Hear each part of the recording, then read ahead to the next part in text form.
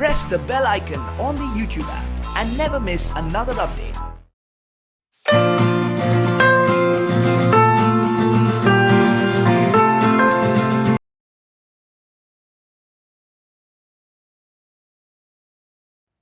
Hello friends, welcome to Finish Educare. Welcome to the second part of the chapter Social and Political Movements. Social and Political Movements is the fourth chapter in 10th Maharashtra State Board Political Science. So in the second part, we will talk about important movements in India. What are the different important movements regarding tribal population, done by tribal people or farmers or women. So we will talk about this. See, first is tribal movement. So in pre-independence period, the British government deprived tribal people of their right to livelihood on forest resource. See, people who are living in tribal areas, जो आदिवासी areas में रहते हैं, वो जो लोग होते हैं उनका मेन सोर्स ऑफ इनकम होता है या सोर्स ऑफ लाइवलीहुड होता है फॉरेस्ट प्रोडक्ट से. फॉरेस्ट में जो भी चीज उनको मिलेगा वहां से उनका गुजारा चलता है, वहां से उनका लाइफ चलता है. सो pre independence period, before independence, जब भी ब्रिटिशर्स रूल करते थे इंडिया में, तभी उन्होंने बहुत सारे रेस्ट्रिक्शंस लगा दिया था. जो फॉरेस्ट थे, फॉरेस्ट को रिजर्व फॉरेस्ट डिक्लेयर कर दिया था. तो जो आदिवासी लोग हैं वो फॉरेस्ट में नहीं जा पाते थे because the forests were reserved by the government. So there were a lot of restrictions that were put by government. So because of this, their life or their livelihood was endangered because their livelihood is dependent on forest resource. Forest में जो भी resource मिलेगा, forest में से जो भी fuel मिलेगा या जो भी हनी कलेक्ट करेंगे या जो भी चीज मिलेगा फॉरेस्ट में से, वहां से उनका लाइफ चलता है. तो गवर्नमेंट ने उसके ऊपर बैन लगा दिया था, उनको फॉरेस्ट में एंट्री करने से बैन कर दिया था. There was a tribal uprising in Kollam from Chota Nagpur, Gond from Orissa, Koli, Bhilla and Ramoshi from Maharashtra. See, all these people, Gond or Koli, Bhilla, Ramoshi, these are tribes. ये आदिवासी की जमात है, ये आदिवासी लोग होते हैं, उनके अलग अलग ट्राइब्स होते हैं. तो ये अलग अलग ट्राइब्स है जहां लोगों ने अपराइजिंग किया. Uprising means they started fighting against the government. जो गवर्नमेंट ने रेस्ट्रिक्शन लगा दिया था, जो बैन कर दिया था उनको फॉरेस्ट में एंटर करने से, तो उन लोगों ने मिलके, सभी लोगों ने मिलके गवर्नमेंट से फाइट किया. जो ब्रिटिश ऑफिसर्स थे उनके अगेंस्ट फाइट किया, अपराइजिंग हुआ. So that uprising was done by tribes like Kollam in Chota Nagpur, Gond from Orissa, Koli, Bhilla and Ramoshi from Maharashtra. तो ये अलग अलग ट्राइब्स है. Santhal and Munda from Bihar. तो मुंडा ट्राइब के जो इंपॉर्टेंट लीडर थे, हिज नेम इज बिसरा मुंडा. और he was one important person from Munda tribe. He fought against the British government. Tribal structure, the tribal struggle has continued since those years. Tribals in India face several problems. One major problem is they are denied equal rights over forest. So tribal जो लोग होते हैं, जो tribal area में रहते हैं, जो आदिवासी लोग होते हैं, उनका मेजर इनकम सब सोर्स किसके ऊपर डिपेंड होता है? फॉरेस्ट के ऊपर. सो फॉरेस्ट में अगर उनको मैंने अलाउ नहीं किया तो उनका लाइवलीहुड, जो भी उनका लाइफ है, उसमें बहुत सारे प्रॉब्लम्स आएंगे. तो गवर्नमेंट कुछ फॉरेस्ट डिक्लेयर कर देता है एज ए रिजर्व फॉरेस्ट, वहां किसी को जाने के लिए अलाउड नहीं होता है. तो अगर हमने फॉरेस्ट में जो लोग रहते हैं, जो ट्राइबल लोग रहते हैं, उनके ऊपर हमने रेस्ट्रिक्शंस लगा दिया तो उनका लाइफ में बहुत सारे प्रॉब्लम्स आएंगे. तो this is the major problem that tribal people are facing because they are denied rights over forest. The main demand of tribal movement is to accept their rights over forest. तो उनका main demand क्या है कि forest का जो भी तुम reserve कर रहे हो, that is okay, that you should reserve the forest so that nobody will cut the trees और nobody will hunt the animals. But forest people और people who are living in the forest, जो आदिवासी लोग होते हैं, they should get first preference. They should get all the, they will work for the protection of forest. ये खुद forest को protect करेंगे. तो उनको फॉरेस्ट में राइट मिलना चाहिए, वहां रहने का, वहां से फायरवुड कलेक्ट करने का उनको राइट मिलना चाहिए. This is the demand of tribal population. They should be allowed to collect products of forest and should also have a right to cultivate and on forest land. So they should be allowed to products जो होते हैं वो collect करने का उनको right होना चाहिए. Then they should be able to cultivate on forest land. So this are their demands. So for their demands they are coming together, they are grouping together and they are continuously demanding, they are continuously agitating against the government. Next is farmers movement in India. So शेतकरी चळवळ या शेतकरी आंदोलन होता है, farmers का जो आंदोलन होता है, ये क्यों होता है? क्योंकि फार्मर्स को जो उनका प्रोडक्शन होता है, जो उनका प्रोड्यूस होता है, उसका इक्वल प्राइस नहीं मिलता है, करेक्ट प्राइस नहीं मिलता है, और बहुत सारे फार्मर्स को प्रॉब्लम्स है. So because of this farmers are coming together under some leadership, they are coming together and they are fighting for their rights, they are fighting against the government. Farmers movement in India is a important movement. During the British period, farmers started getting organized due to anti-agriculture policies of British colonial government. So before independence, when Britishers were ruling in our country, तो उस time भी बहुत सारे problems थे farmers को। सी government, British government ने main चीज क्या किया इंडिया में, इंडिया से जो भी रिसोर्सेस उनको मिलता था, जो भी रॉ मटेरियल मिलता था, ये वो जाके ब्रिटेन की कंपनीज में वहां जाके उसका फिनिश गुड्स बनाते थे। सो ज्यादा प्रॉफिट उनको इंडिया से मिलता था। So what they did, they change some laws, farmers को फोर्स करते थे कि जो क्रॉप गवर्नमेंट बोलेगा वो क्रॉप फार्मर को ग्रो करना पड़ता था। जो ब्रिटिश गवर्नमेंट को फायदे का क्रॉप है वो क्रॉप ग्रो करना पड़ता था। So there were lot of bad policies that were framed by government. So farmers came together and they started agitating against this policies. So anti-agriculture policies of the British government, they started fighting against this. You must be aware of farmers' movement in Bardoli, Champaran, and movements against revenue collection. So in Champaran, everybody knows about Champaran. Champaran is in Bihar. तो वहाँ सत्याग्रह हुआ था। महात्मा गांधी जी ने पहला सत्याग्रह किया था चंपारण में। ये चंपारण में क्यों क्या हुआ था कि वहाँ इंडिगो ग्रो करने बोलते थे फार्मर्स को। Indigo is a crop that is use to make dye, या शाही बोलते हैं हम, कलर बनाने के लिए यूज होता है। ये ब्रिटिश गवर्नमेंट उनको फोर्स करता था ये इंडिगो लगाने के लिए, लेकिन फार्मर्स को इंडिगो ग्रो नहीं करना था। यहाँ फार्मर्स का एक आंदोलन हुआ, फार्मर्स का एक मूवमेंट हुआ गवर्नमेंट के अगेंस्ट। देन रेवेन्यू कलेक्शन, जो फार्मर्स से हमें टैक्स मिलता है, ये रेवेन्यू बहुत ज्यादा था पहला, ब्रिटिश गवर्नमेंट बहुत ज्यादा रेवेन्यू कलेक्ट करता था। Farmers were fighting against that. You must have seen Lagaan movie. जो लगान मूवी में जो भी मैच होता है, जो ये रेवेन्यू की वजह से होता है। लगान का मतलब होता है रेवेन्यू, पैसा जो टैक्स देना पड़ता है गवर्नमेंट को। तो आपने देखा होगा मूवी में जब भी आमिर खान डिमांड करता है कि 3 गुना उनका लगान माफ होना चाहिए। ये टैक्स के लिए उनका फाइट हुआ था। That is also one example of farmers movement. The farmer movement was inspired by thoughts of Mahatma Gandhi and justice Ranade. Mahatma Jyotirao Phule, justice Ranade and Mahatma Gandhi, इनके थॉट्स से फार्मर्स का मूवमेंट इंस्पायर्ड था। Due to some reforms in agriculture, tenancy laws related to tilling of land. Tenancy law क्या होता है, जो Tenet होता है या फिर जो भाड़े से रहता है, जो रेंट पे लैंड टिल करता है, लैंड को कल्टीवेट करता है, that person is called as tenant. Tenancy law बनाया गवर्नमेंट ने। Then land laws related to tilling of land. Tilling का मतलब होता है जो लैंड पे फार्मिंग करता है। तो गवर्नमेंट ने ऐसे लॉ बनाया था कि जो सालों से उस लैंड में फार्मिंग कर रहा है तो वो लैंड उसका हो जाएगा। पहले क्या था, जो बड़े बड़े लैंडलॉर्ड्स थे या बहुत बड़े जमींदार थे, पूरा लैंड उनका हो जाता था। लेकिन बाद में गवर्नमेंट ने पॉलिसी बनाई कि जो आदमी या जो फार्मर वहां सालों से कल्टीवेशन कर रहा है तो उसका लैंड बन जाएगा। Land for tilling. जिसका जमीन होगा, जो वहां काम करता है, उसको जमीन मिलेगा। This was the law made by government. The farmer movement slowed down. So because of this law, many farmers got some benefit from government. So farmer का जो movement था, जो aggression था farmer का, वो कम हो गया। After the Green Revolution, the farmers movement became more active and effective. So after Green Revolution, you must be knowing about Green Revolution. Green Revolution के बाद पूरे इंडिया में जो एग्रीकल्चर था उसमें चेंजेस आ गया। So many farmers started using modern methods to cultivate crops. Fertilisers use किया, pesticides use किया, HYB सीड्स यूज किया, high yield variety seeds use किया। तो उसके वजह से फार्मर्स का प्रोडक्शन बढ़ गया। लेकिन इसका फायदा सिर्फ रिच फार्मर्स को हुआ। Only rich farmers got benefit from green revolution. All the poor farmers did not get any benefit. Though green revolution aimed at increasing agriculture production and achieving range. What is the meaning of self-sufficiency? Self-sufficiency means India will not be dependent on other country for the food. India को जो भी food का requirement है, जो भी crops का requirement है, ये इंडिया में ही ग्रो करेंगे, बाहर से लाने का जरूरत नहीं है। ये कभी होगा जब भी इंडिया में प्रोडक्शन बढ़ेगा, एग्रीकल्चर प्रोडक्शन बढ़ेगा।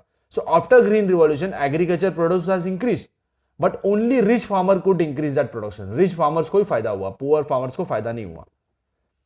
It did not benefit the poor farmer. The farmers were now divided into rich farmers and poor farmers. Dissatisfaction among the poor farmers led to the beginning of farmers movement. So poor farmers who were dissatisfied by the government, they started coming together and they started fighting against the government, or they started agitating against the government. तो farmers movement वापस start हुआ। जो कुछ laws बनाने के बाद जो पीछे पड़ गया था farmers movement, that again started because of irregularities in the green revolution. Appropriate price for agriculture produce, agriculture to be termed as industry, implementation of recommendation of Swaminathan Commission, debt relief, debt cancellation, national policy for agriculture are some of the demands of the farmers. So these are the demands of farmers. So we will see one by one. First is appropriate price for agriculture produce. So agriculture का जो produce होता है, जो भी crops produce होता है, उसको farmers को एप्रोप्रिएट प्राइस मिलना चाहिए। दे शुड गेट वैलिड प्राइस। जितना उन्होंने पैसा लगाया, वहां खर्चा किया, उतना उससे ज्यादा उनको पैसा मिलना चाहिए। So that their demand is they should get appropriate price. Then next is agriculture to be treated as industry. Just like industries are getting benefit, agriculture को भी वैसा बेनिफिट मिलना चाहिए। Next is implementation of recommendation of Swaminathan commission. See government ने एक commission बनाया था under the leadership of MS Swaminathan. MS Swaminathan is called as father of green revolution. So MS Swaminathan, उनके अंडर एक कमीशन बनाया था। वो कमीशन ने बहुत सारे रिकमेंडेशन दिया था गवर्नमेंट को कि फार्मर्स का इनकम बढ़ाने के लिए, फार्मर्स का लाइफ चेंज करने के लिए क्या क्या करना चाहिए गवर्नमेंट ने। सो फार्मर्स आर डिमांडिंग, जो स्वामीनाथन कमीशन ने जो भी रिकमेंडेशन दिया है वो रिकमेंडेशन इंप्लीमेंट होना चाहिए। देन डेप्ट रिलीफ। डेप्ट का मीनिंग होता है कर्जा या loan. So farmer should get relief from loan. और डेप्ट कैंसलेशन, या हमने सुना होगा आपने कि कर्ज माफी बोलते हैं, कि लोन जो है गवर्नमेंट ने माफ कर देना चाहिए, राइट ऑफ कर देना चाहिए। Then national policy for agriculture are some of the demands of farmers movement. So they are demanding that government should make a policy, government should make a national policy for agriculture. So this are all the demands of farmers. Then Shetkari Sanghatana, Bharatiya Kisan Union, All India Kisan Sabha are some of the important farmer organization in India. So these are the important farmer organizations that are working for the betterment of farmer. See, next is trade union. Trade union in India emerged in the background of industrialization. Textile industry, railway companies were established in India in the later half of 19th century. See, trade union क्या होगा? Trade या जो industries होता है उसमें जो लोग काम करते हैं उनको अपना राइट्स प्रोटेक्ट करने के लिए, अपना एक यूनिटी बनाने के लिए एक यूनियन बनाते हैं। सभी लोग मिलकर एक यूनियन बनाते हैं। अगर एक आदमी फैक्ट्री के ओनर के साथ फाइट करेगा तो उसको जल्दी प्रॉब्लम का रिजोल्यूशन नहीं मिलेगा। But when many people are coming together, when they are having a unity, so they are forming a union and they are fighting against the businessmen or they are fighting against the factory owner. So their problems are getting solved fastly or quickly. So there were trade unions after independence. Before independence also. There were many industries like textile industry and railway companies were established in India in the later half of 19th century. तो ये जो textile industry है, textile industries में जो mills में काम करते थे लोग, कपड़े बनाने के लिए, क्लॉथ बनाने के लिए जो काम करते थे, या फिर जो रेलवेज में काम करते थे, इन सभी लोगों ने एक अपना यूनियन बनाया, एक ऑर्गेनाइजेशन बनाया। और कभी भी कुछ प्रॉब्लम होगा तो ये गवर्नमेंट से या फिर फैक्ट्री ओनर से डिमांड करते थे, कलेक्टिवली डिमांड करते थे, हड़ताल पे चले जाते थे, स्ट्राइक्स करते थे। सो ये खुद सब लोग एक साथ आएंगे तो ये जल्दी इफेक्टिवली सॉल्व हो जाएगा problem. If one person is demanding then the problems will not be solve. So they formed unions. However, the first organization for resolving the issue of workers was established in 1920. The name of the organization is All India Trade Union Congress. So, All India Trade Union Congress was the first trade organization that was established in 1920. In post-independence period, trade unions started working more effectively. So, in post-independence मतलब independence के बाद. So, in the beginning of 19th century, industries like textile, railway companies were started in India. Trade union movements in India had the background of industrialisation. जो industrialisation जब भी हुआ, industrialisation का meaning होता है जब भी बहुत सारे इंडस्ट्रीज आ गए तो इंडस्ट्रीज में जो लोग काम करते हैं उनका एक यूनियन बन गया। अगर यूनियन बनेगा तो ही वो फोर्सफुली अपना जो बात है मैनेजमेंट के साथ या गवर्नमेंट के साथ रख सकते हैं। If one person is demanding then the problems will not be solve. If many people are coming together there will be if there is a unity among the people then the problems are solved very fastly. In 1960s and 1970 trade union movement organized several agitations, but from 1980 the trade union movement started getting disintegrated. So in 1960s and 1970 ये जो trade union थे ये collectively काम करते थे, as a unity काम करते थे, but after 1980 trade union movement started disintegrating मतलब उसका अलग अलग ग्रुप्स बनने लगे। एक जो बड़ा ऑर्गेनाइजेशन था उसके अलग अलग ग्रुप बनने लगे, ब्रेक होने लगा organisation. Globalization has affected the trade union movement to a great extent. So you must be knowing about globalization. Globalization basically India में 1990s के बाद स्टार्ट हुआ, तभी पूरा इंडिया का इकोनॉमी ओपन अप हो गया। पहले इंडिया के इकोनॉमी में कुछ मुझे बिजनेस लगाना है तो बहुत सारे रेस्ट्रिक्शंस थे। So after 1990 all the restrictions are gone. So there are very few restrictions now. So because of this labour का जो लॉस था ये भी बहुत हल्का लॉ बन गया। गवर्नमेंट ने जो पहले स्ट्रिक्ट लॉ था ये अभी बहुत स्ट्रिक्ट नहीं रहा law. So because of this, the formation or the trade unions movement has affected a great extent.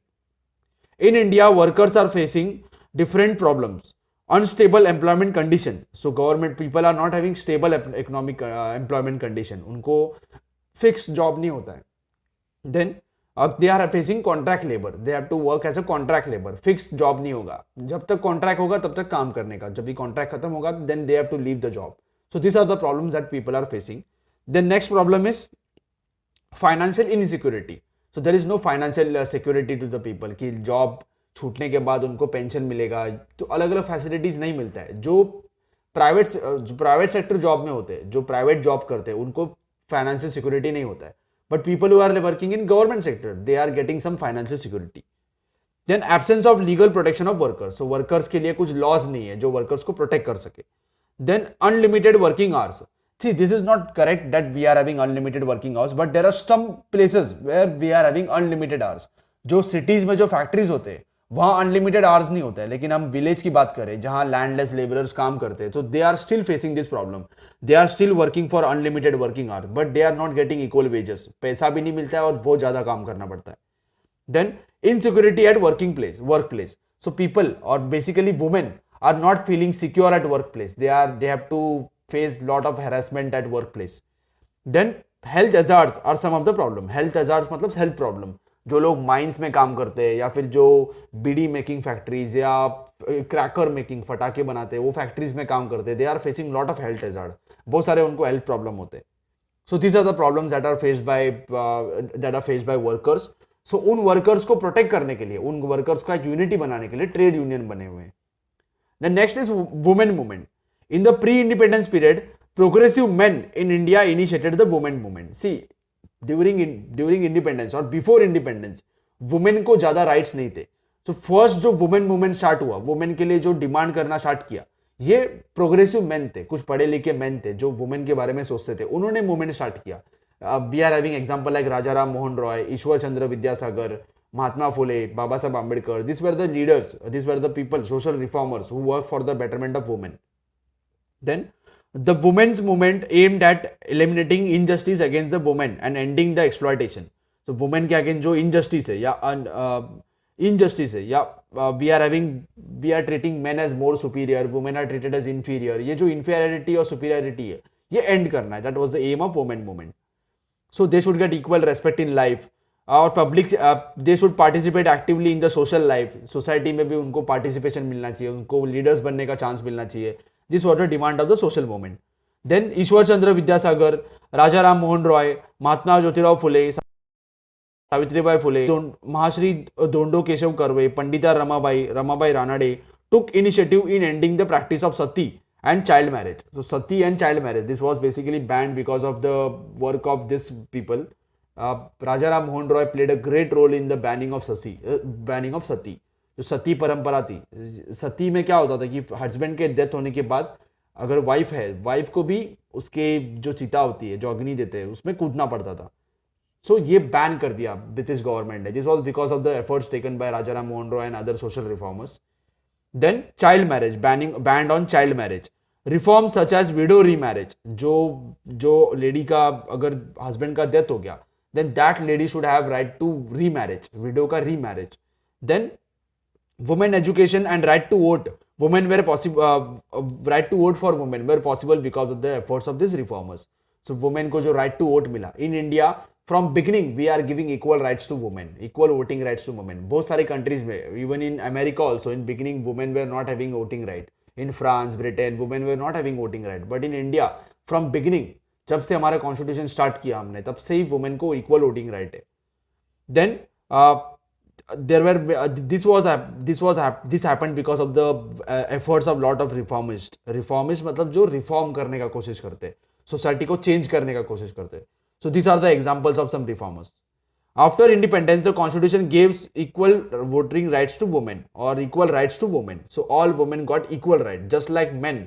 Women are treated equally after independence. जब हमने नया constitution बनाया तभी सभी को हमने equally treat किया. In spite of women were not treated equally in several fields, during the period of women movement aimed at freedom of women. See, we have made laws, everything is there, but still in some fields women are not treated equally. In many families, women are not getting equal respect. So this is because our mentality has not change. Laws अगर बन गया लेकिन हमारा mentality वैसा ही है. हमारा society पुरुष प्रधान व्यवस्था है, या we call it as patriarchal society, male dominated society है. मेल को ज्यादा इंपॉर्टेंस है as compare to female. So अगर हमारा मेंटालिटी चेंज होगा तो ही जाके ये प्रॉब्लम सॉल्व हो जाएंगे. So they were demanding for equal freedom of women. So ये अगर मेंटालिटी चेंज होगा तो वुमेन को इक्वल फ्रीडम मिलेगा. The movement demanded that women should be treated as human beings. So they should be treated as equal to men. Men and women both are human beings. They should be treated as equally. In the later period, women participate to a great extent in the movements against corruption, caste discrimination, and religious extremism, which made them aware of injustice against their own selves. See, after independence, after a later time, in independence also, during independence movement also, women participate in large numbers. Women also participated in anti-corruption movement or caste discrimination movement or religious extremism.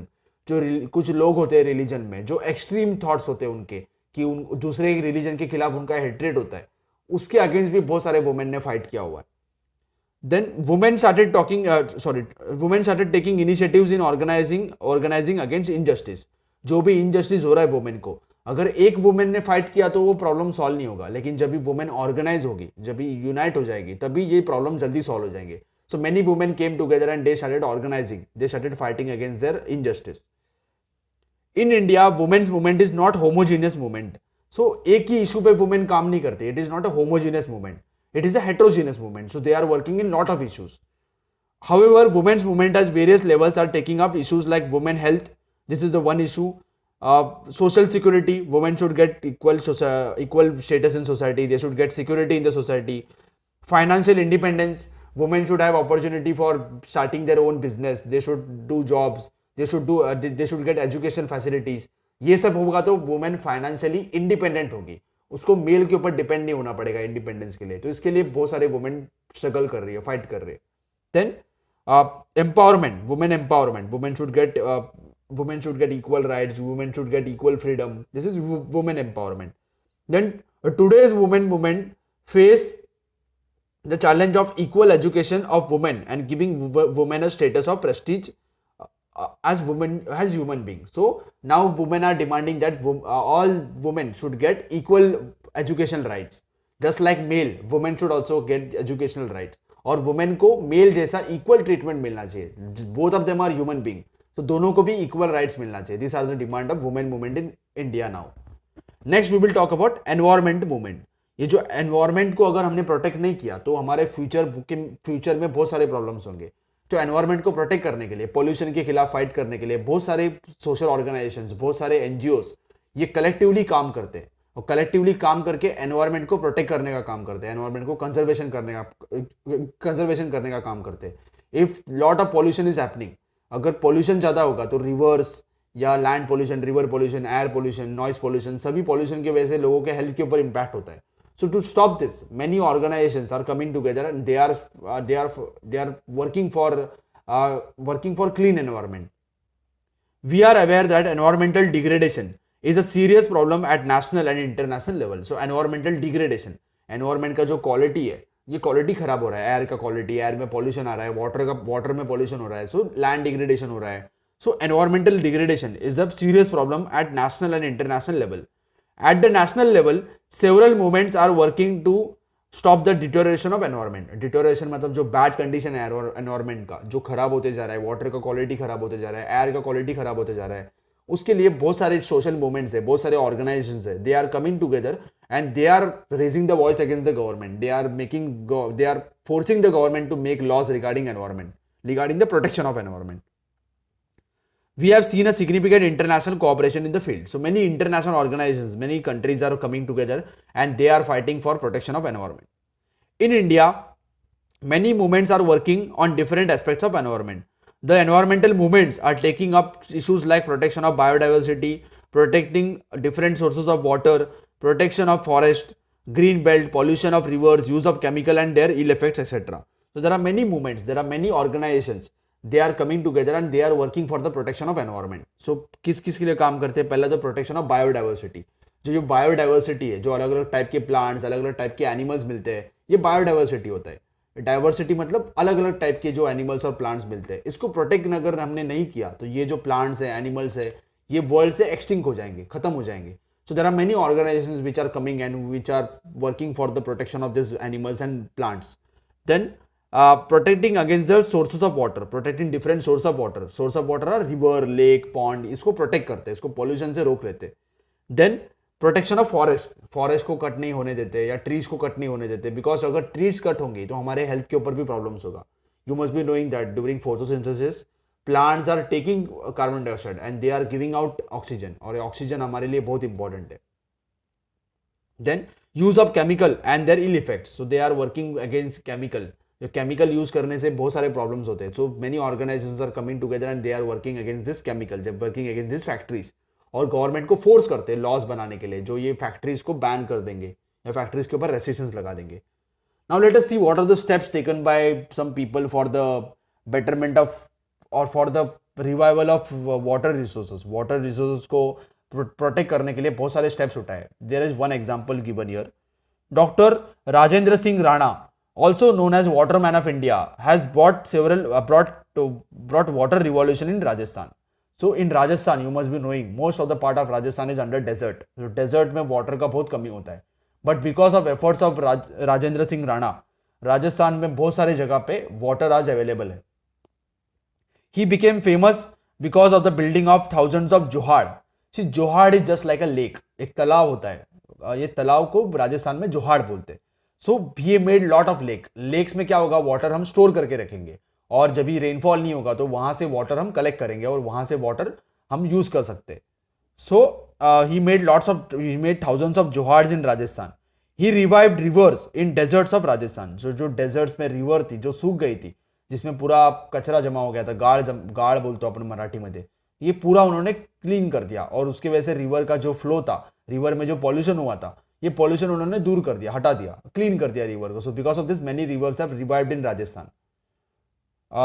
He found an organisation called as Tarun Bharat Sangh. The name of the organisation is Tarun Bharat Sangh, which work for building 11,000 johads in hundreds of villages. 11,000 lake बनाया उन्होंने पूरे अलग अलग villages में राजस्थान में. All over India, he started a campaign for water conservation, revival of rivers, forest conservation and wildlife conservation. Conservation मतलब protection. So ये water conservation, forest conservation, wild life conservation के लिए उन्होंने अलग अलग मूवमेंट स्टार्ट किया, अलग अलग ऑर्गेनाइजेशन स्टार्ट किया या उन्होंने एफर्ट्स उठाया.